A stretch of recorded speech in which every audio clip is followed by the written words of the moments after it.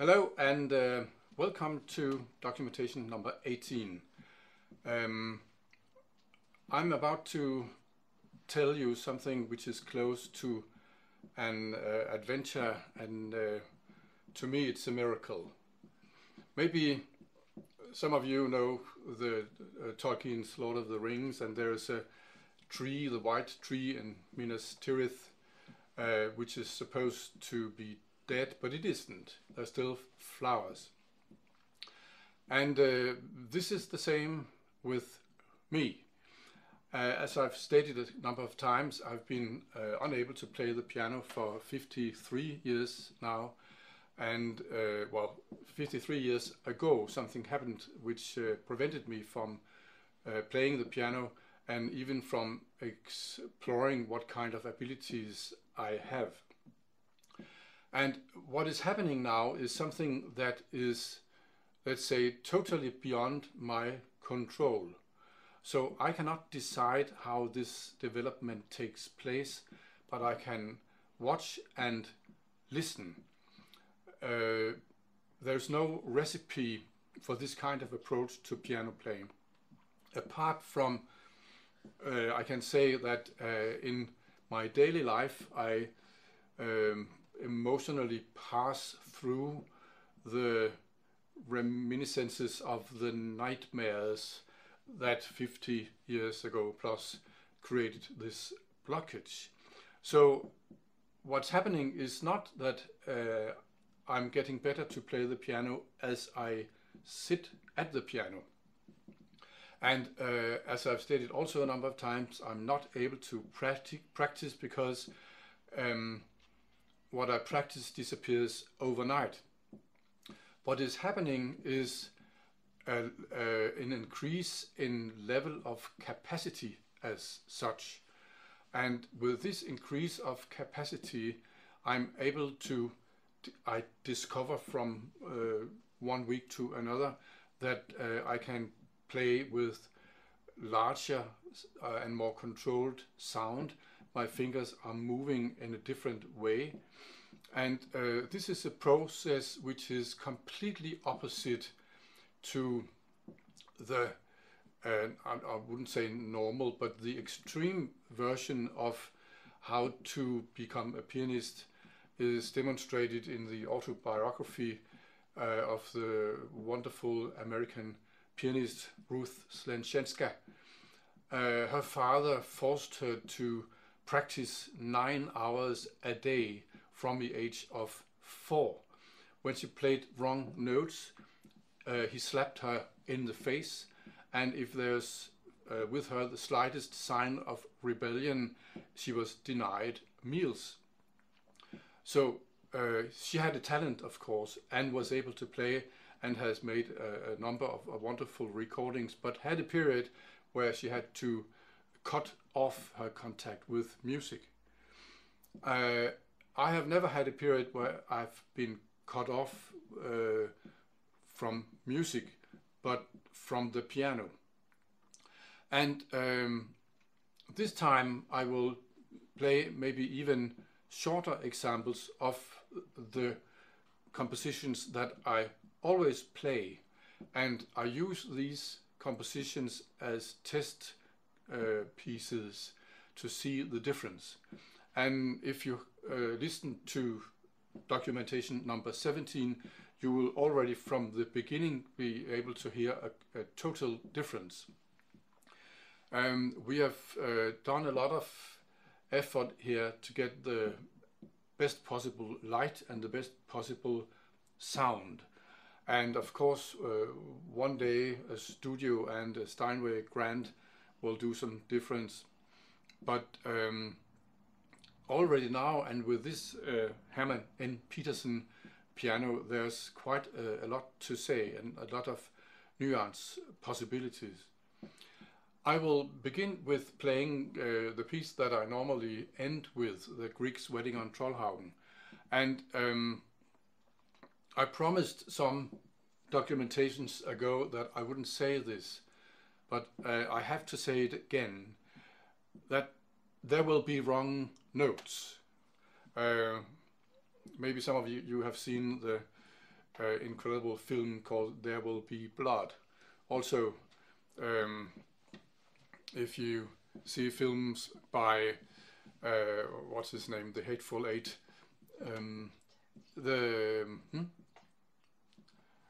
Tarantino, of course, the word was just, there was a interview with Kurt Russell concerning the Eightful Head, and he said, you know, Hateful Eight, you know, this is Tarantino, so there will be blood. So there will not be blood here, but there will be mistakes. But they are really, really not important. It's the sound that moves my fingers. And these mistakes are fewer and fewer, and they will disappear eventually. But try, if you do remember anything about the last time or one of the times I've played this wedding on Trollhaugen, that this is now again different. There's much more variety in the expression, and the sound is different. So what I'm doing now is only to concentrate about the sound.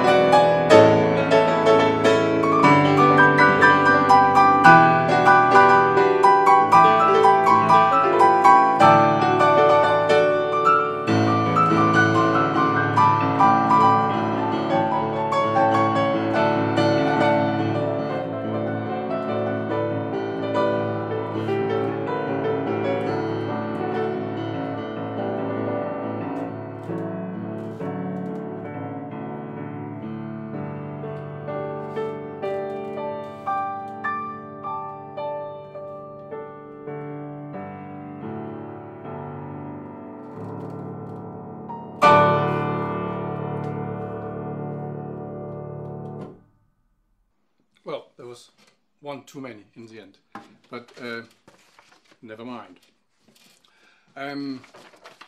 When I listen to the sound and only concentrate about the sound, something strange happens which surprises me. I had not expected that. It is as if the sound is revealing some kind of formula inside the notes, inside the music, and now I'm being quite audacious, telling how the music wants to be played. This opens for enormous discussion. We are, of course, playing what we ourselves feel, but a lot of discussion also goes in the direction of wanting to play this somehow as the composer has meant it. And even when you hear composers play their own music, it's not always as you would say, well, this is it. It can be done differently.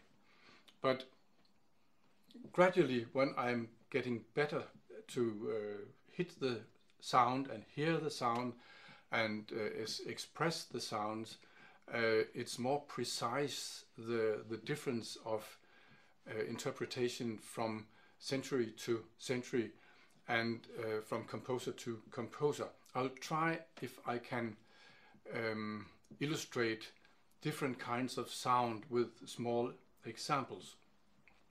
I've played a number of times Schumann Waldscenen, and the melody sound here has some kind of golden, friendly, embracing character, as if we are invited into a wonderful experience of some kind. Like, come and I will show you something which you will do you really, really good. So try to notice the sound of the melody tone, which will be different in the next example.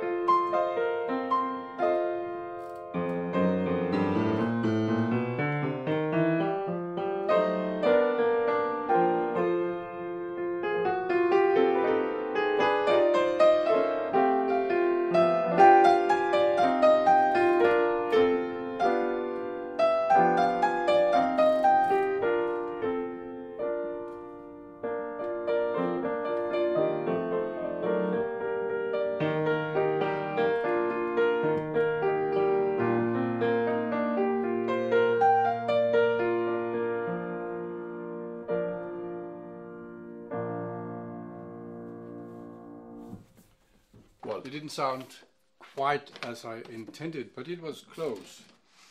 The beginning of Schubert's A major sonata, the tone, as I hear it, and I'm quite sure you can hear there is a difference in sound.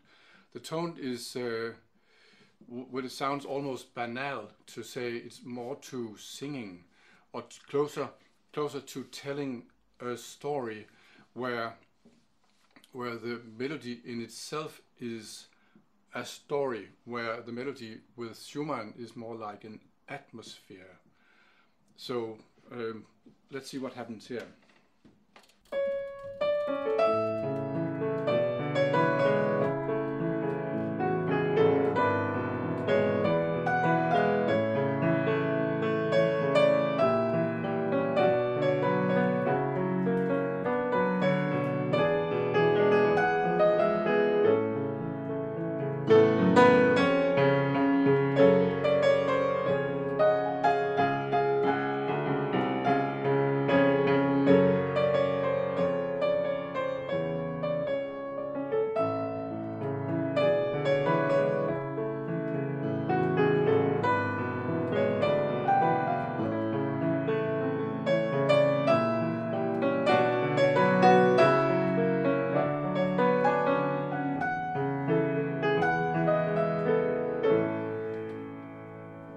I will stop here. It's just for the example.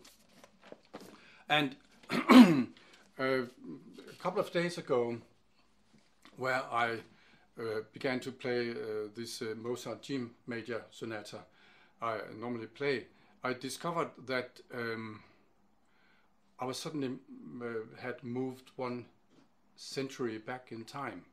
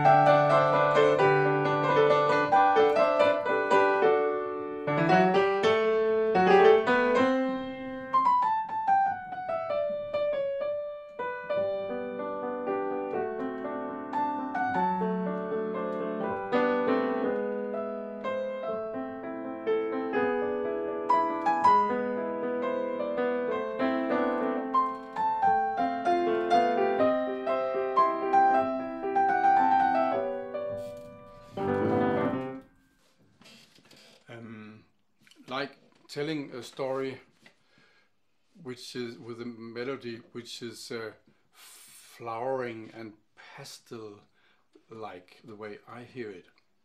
I can give you another 100 years back example.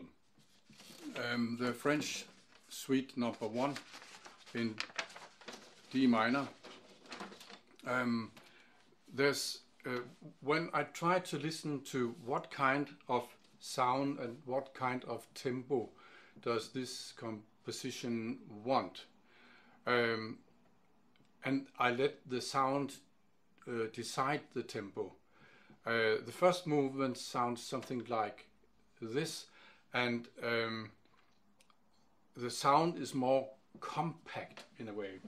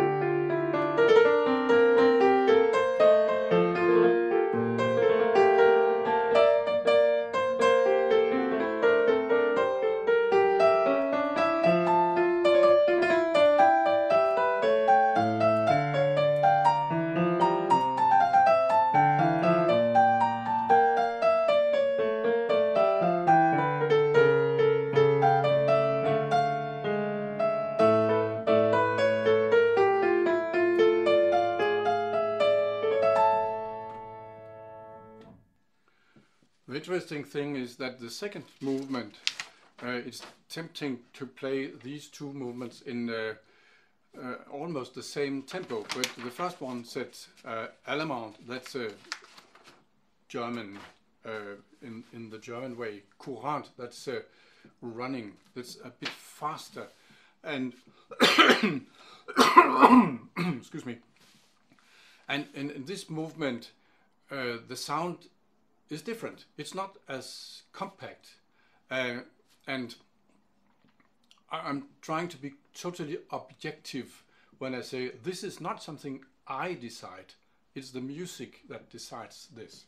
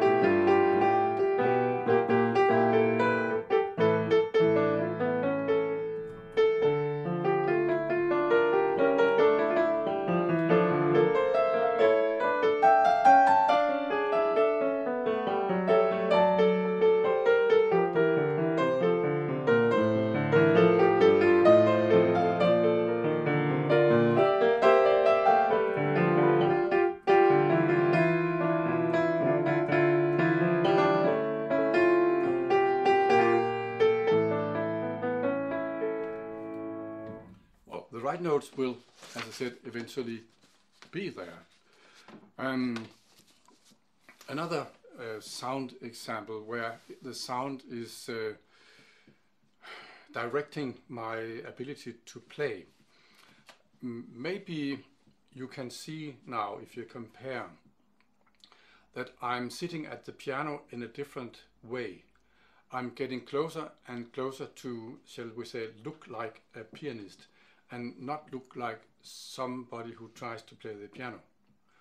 In this documentation I've only one of those before and after examples, but the Chopin study Etude Opus 10 number 1, when I played that the last time, I played a few examples, and the best of these sounded like this.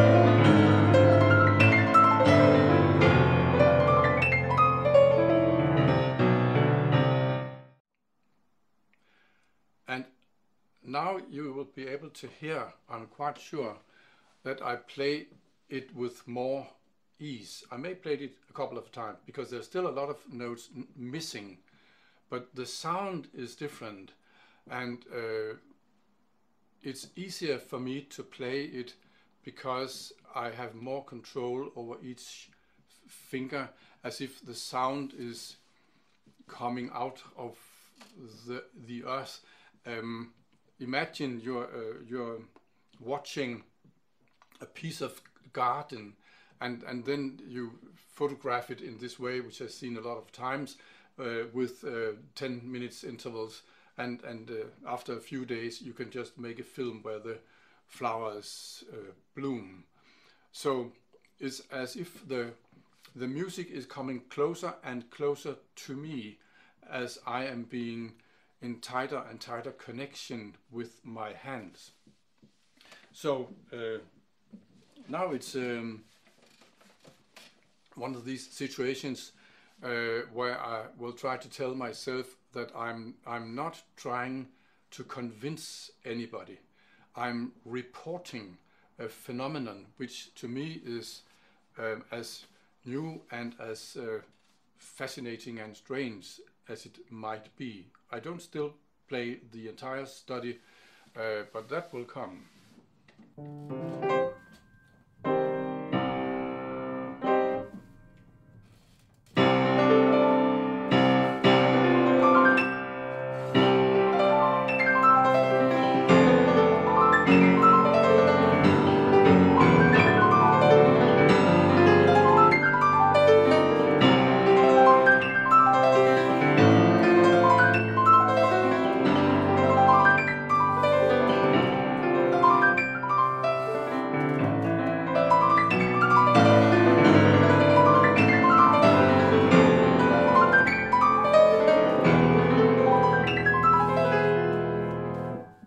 Let's try it again.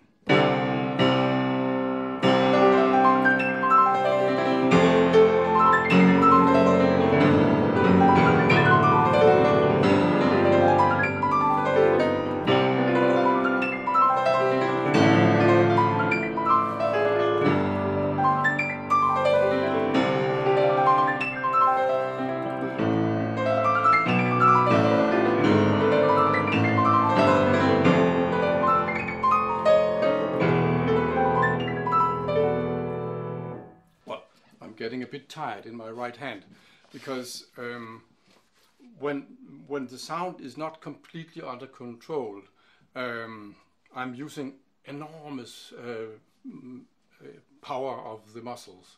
So I can play it a couple of times and then I have to rest a bit. Last time I tried to illustrate some power of fortissimo sound, and I'll try to do this again. That was in Schumann's Carnival, Opus 9, just the beginning of it. And as I also said the last time, not very many pianists play this fortissimo as is written. And the few times I hit the right notes, I can do it sometimes.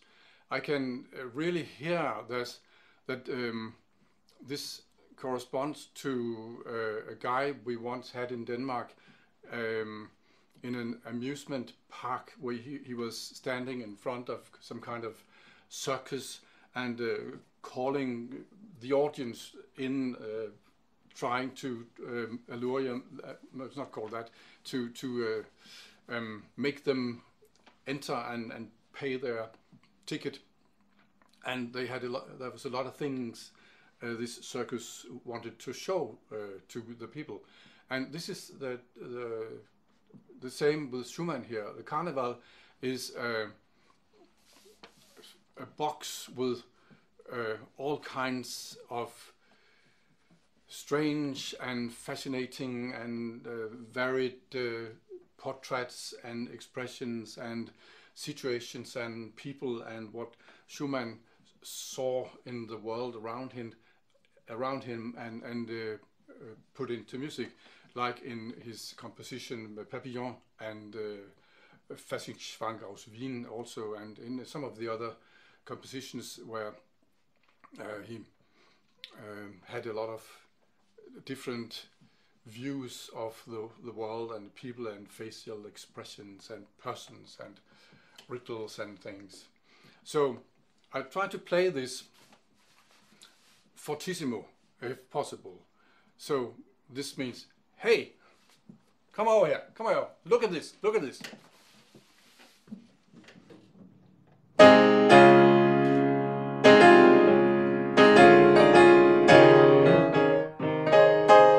Once more.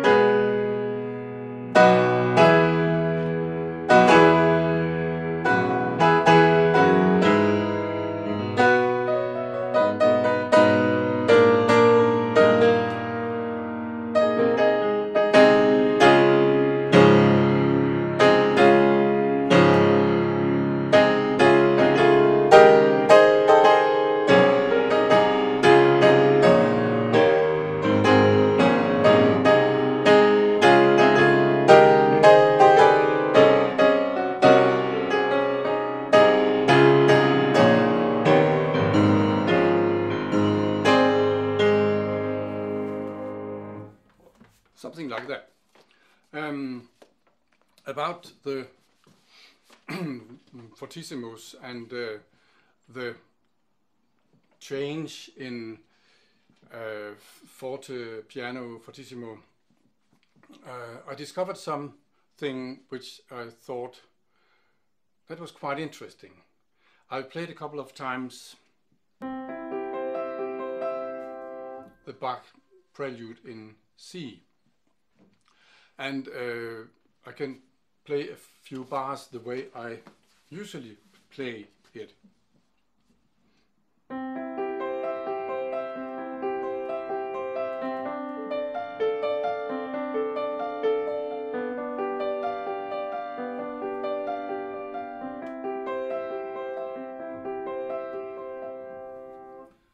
But then suddenly I thought, well, isn't there an echo somehow here?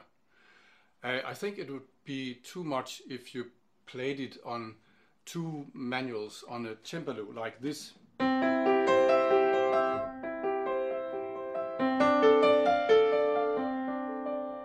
But if you just suggest this difference a little bit, then suddenly it's a completely different prelude.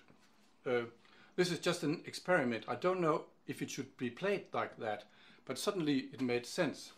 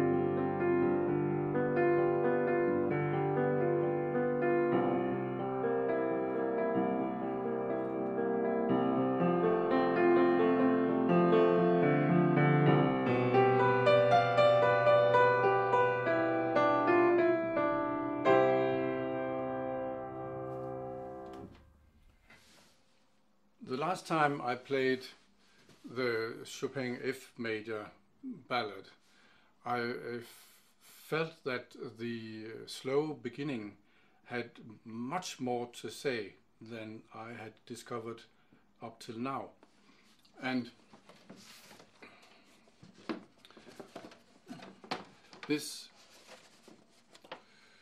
means also that the presto con fuoco passages have revealed some new kind of energy. I can still not play these passages, but they're getting better. And before I play some of this Chopin F major ballad, I feel tempted to just hint at this Rachmaninoff prelude also, which I play. And now it's very, very clear that something is happening. It's getting less difficult for me to play it, and there's some kind of transition period where I start to listen to how beautiful the prelude is, and then I'm somehow forgetting that I'm actually playing. So I have to pass that. So well, let's hear.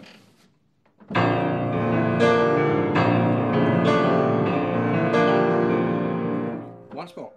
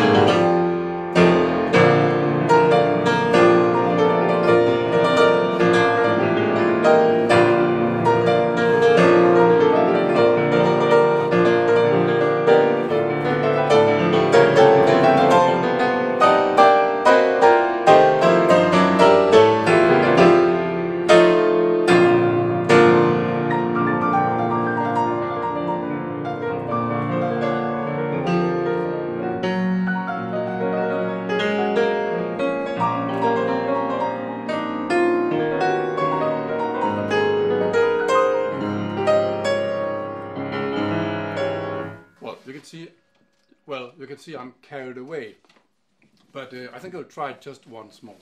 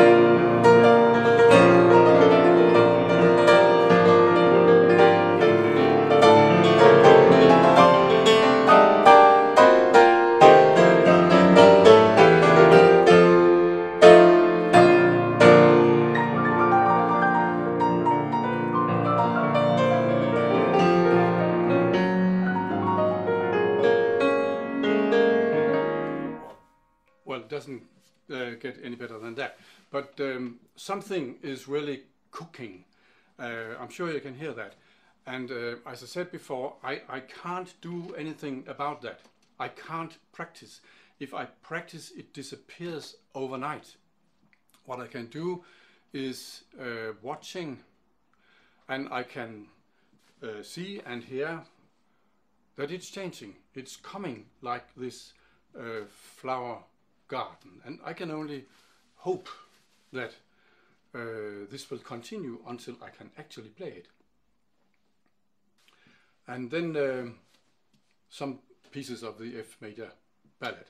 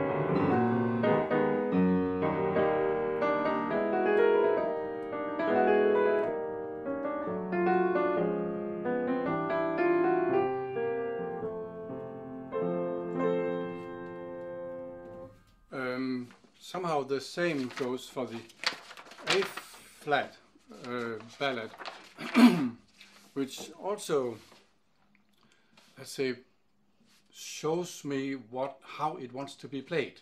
I know this sounds preposterous, but maybe not. It's like, well, DNA or some kind of what's it called, formula, which is there, algorithm or anything, which well, to my experience, nobody has until yet discovered.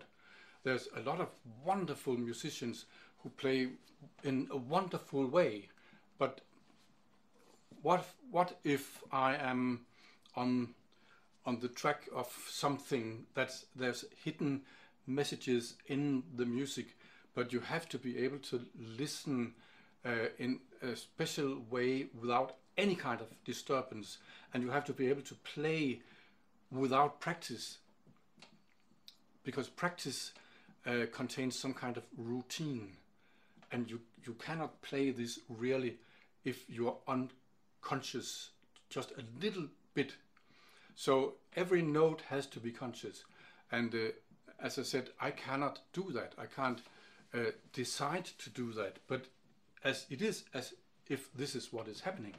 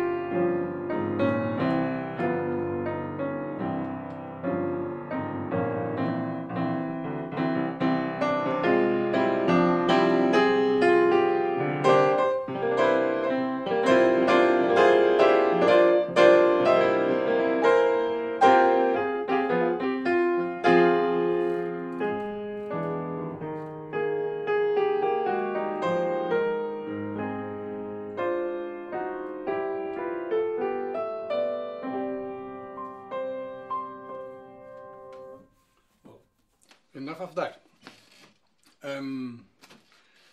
There's a few other sounds I would like to illustrate. I've played this a number of times, but I'm getting closer and closer to the rain on the window in Gaspard de la Nuit, and I will not and cannot go any further in this composition until I can play this, because if you can play this beginning of Gaspard de la Nuit, you can play it. Normally it's played like an intriguing rhythm.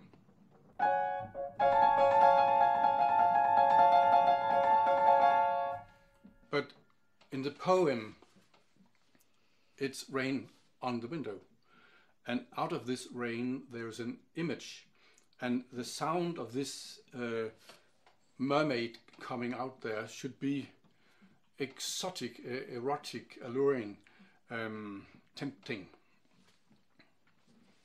Let me try this rain.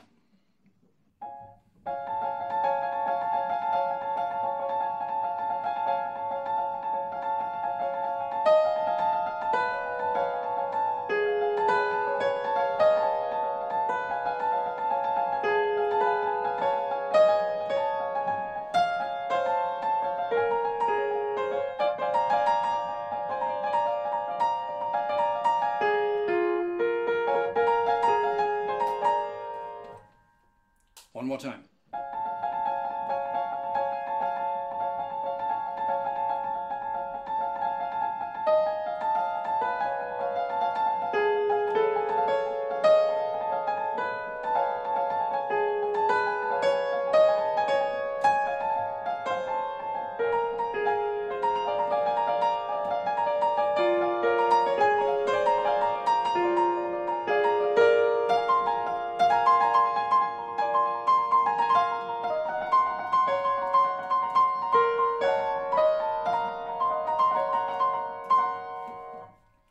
Maybe you can hear what I'm aiming at.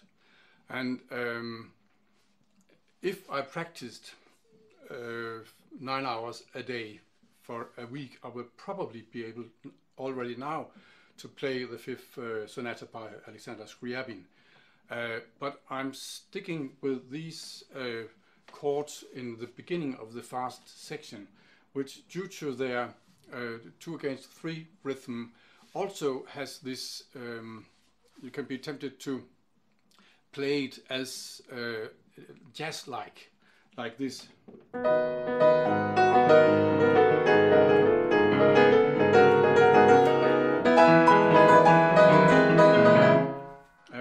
But as I hear it, when I try to listen to the sound, it's like Scriabin invites you into an enchanted garden, which is different.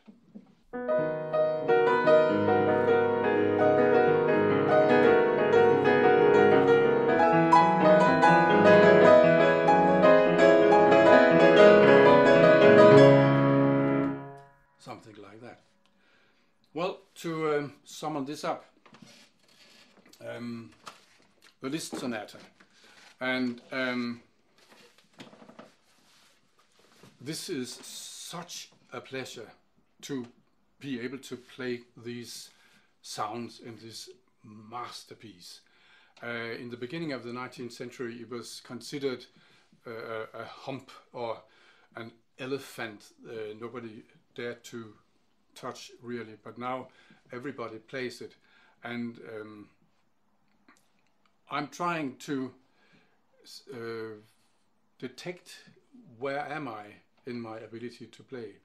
So playing this is revealing for a lot of things about sound. Before the Liszt Sonata, just speaking of Scriabin, the Etude Opus 8 number 5, which I also have played, can sometimes be a study in the shifting of hands and big chords, so that the sound might be a little, what should we call it, brutal or ruthless, or like played like a study like this.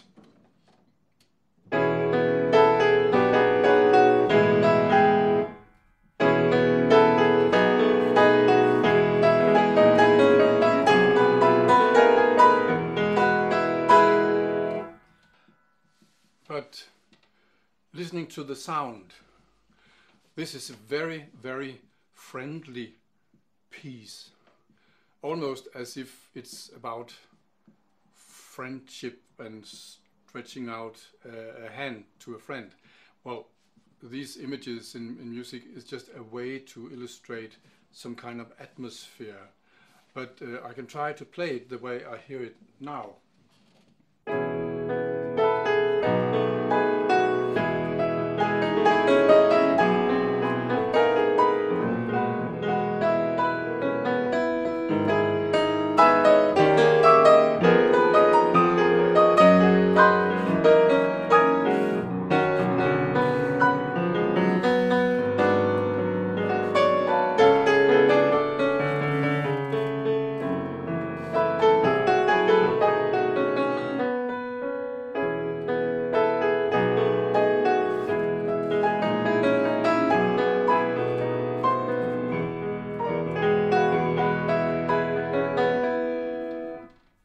Once more.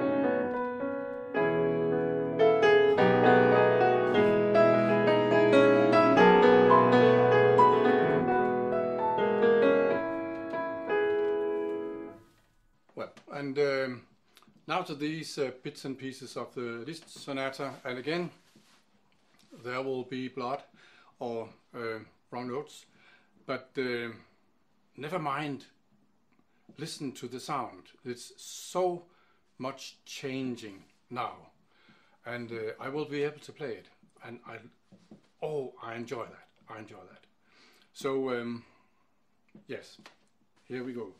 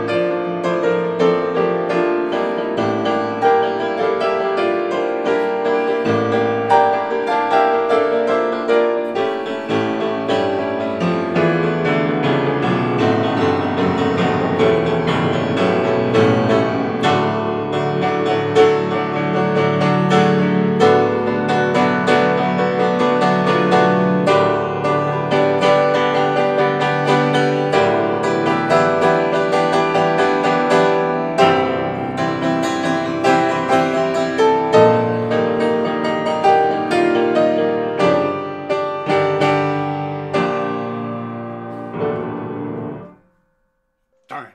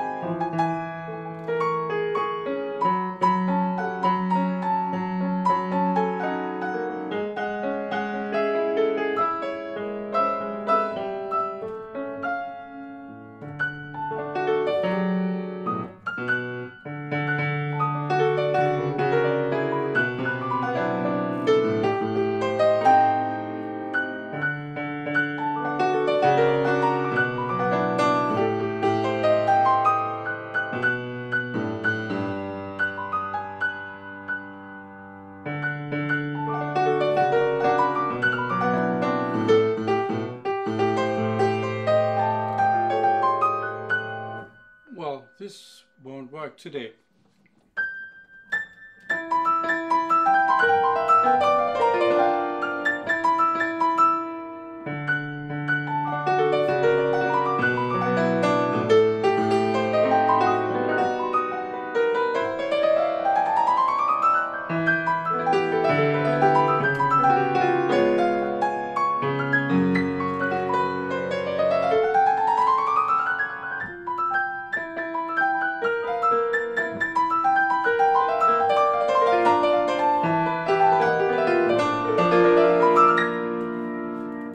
Well, it almost works, as I said before. When I get absorbed in how wonderful the music is, I forget that I'm actually playing it. So I tune my ears as if I was listening to some other pianist. And of course, then it's a mess. But I think I may have illustrated the point this time and made something clearer. This is not a method. This is not something I have decided to do. I am watching like a child watching events unfold. What is happening to me, it appears that I'm getting my abilities to play the piano back. And for this I am really, really grateful. Thank you for listening.